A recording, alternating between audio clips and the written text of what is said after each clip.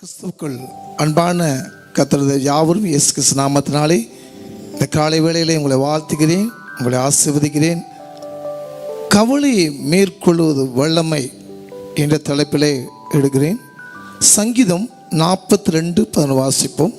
என் ஆத்துமாவே, என் ஆத்துமாவே, நீ ஏன் கலங்குகிறாய்? நீ ஏன் கலங்குகிறாய்? ஏன் எனக்குள் தியங்குகிறாய்? ஏன் நீ எனக்குள்ள தியாங்குகிறாய்? தேவனை நோக்கி காத்திரு, தேவனை நோக்கி காத்திரு. என் முகத்திற்கு ரட்சிப்பும், என் முகத்துக்கு ரட்சிப்பும், என் தேவனுமாய் இருக்கிறவரை நான் இன்னும் துதிப்பேன். உலகத்துல வாழ ஒவ்வொரு மனுஷனுடைய வாழ்க்கையிலும் ஒரு விதமான கவலைகள் இருக்கும். ஒருவேளை டாக்டர் கைவிட்டுருக்கலாம், கடன் பிரச்சனையோடு கவலையாக இருக்கலாம், என் பையன் ஒரு நல்ல படிப்பு படிக்கலை கவலைப்பட்டுக்கலாம். உலக மனுஷன் எந்த விதமான ஒரு ஆறுதல் படுத்தினாலும் அவங்கள தேற்ற முடியாது. கர்த்தர் அந்த மகனோடு அவன் இருந்தால் அந்த கலக்கத்துக்கு ஒரு முடிவு வரும், ஒரு ஆறுதல் வரும். பவுலும் சீலாவும் என்ற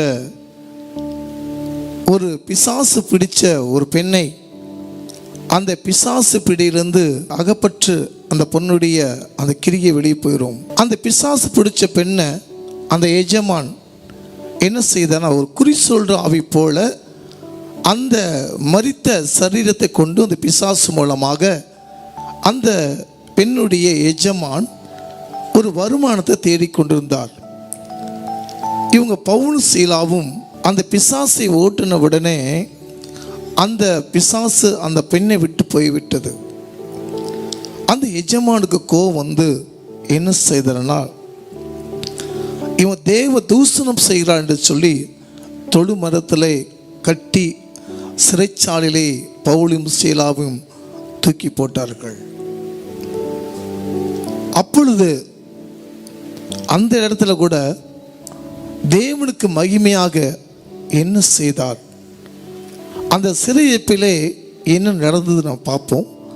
அப்போஸ்தலர் நடபடிகள் 16ஆம் அதிகாரம் 25-26 வசனங்களை வாசிப்போம். நடு ராத்திரியிலே பவுலும் சீலாவும் ஜெபம் பண்ணி தேவனை துதித்து பாடினார்கள். காவலில் வைக்கப்பட்டவர்கள் அதை கேட்டுக்கொண்டிருந்தார்கள். சடுதியிலே சிறைச்சாலையின் அஸ்திபாரங்கள் அசையும்படியாக பூமி மிகவும் அதிர்ந்தது. உடனே கதவுகள் எல்லாம் திறவுண்டது, எல்லாருடைய கட்டுகளும் கலண்டு போயிற்று. எல்லாருடைய கட்டுகள், அந்த சங்கிலிகள், கதவுகள் திறக்கப்பட்டன. பவுலும் சீலாவும் ஒரு குற்றமறியாத ஜெயில தூக்கி போட்டாங்க.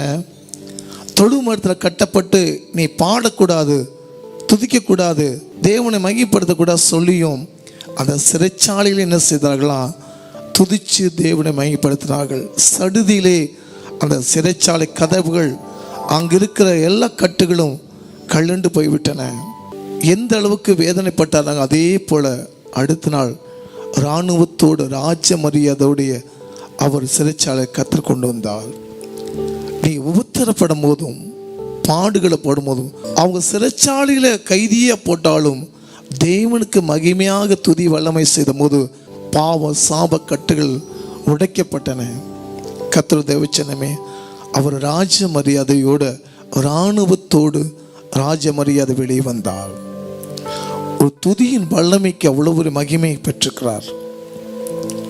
அதே போல ஒரு போதகர் தன் ஊழியத்தை செய்து கொண்டிருந்தார்.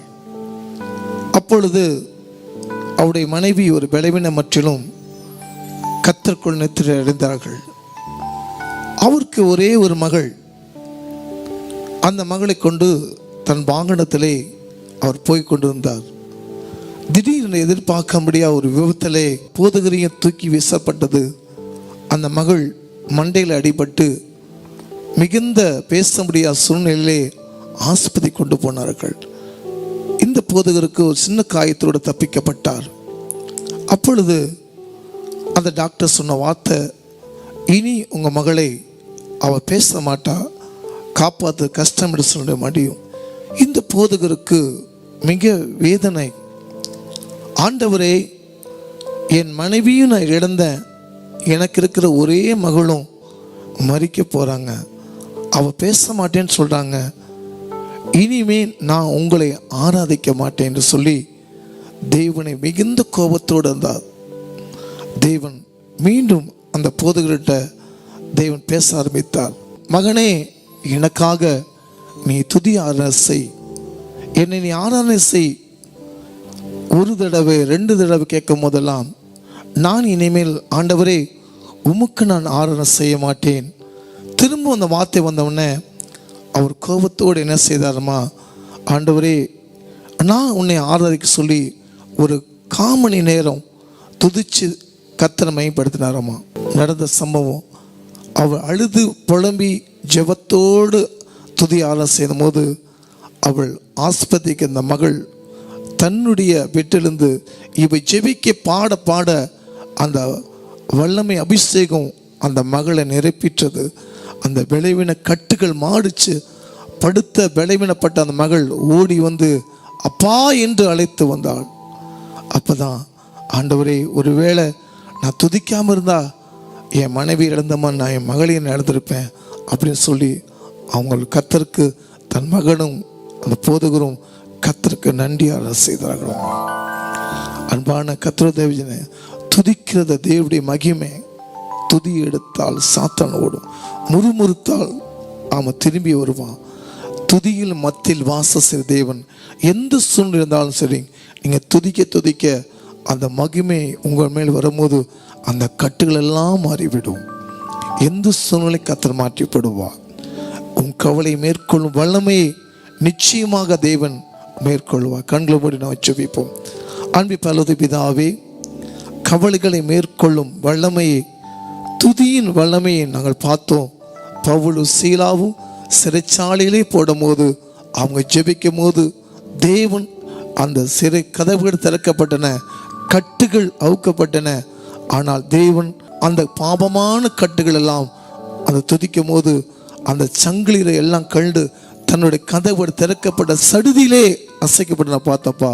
அதே போல என் பிள்ளைகள் அன்பான பார்த்துக்கொண்டு கர்த்தர் தேவ ஜனமே, எந்த சூழ்நிலை இருந்தாலும் சரி, நீங்கள் துதிக்கும் போது துதியின் வல்லமை உண்மையில் இறங்கும் போது அவர் மகிமையாக இறங்கி உன் பலவீனத்தில் கட்டுகளை மாற்ற கிருபை செய்வார்.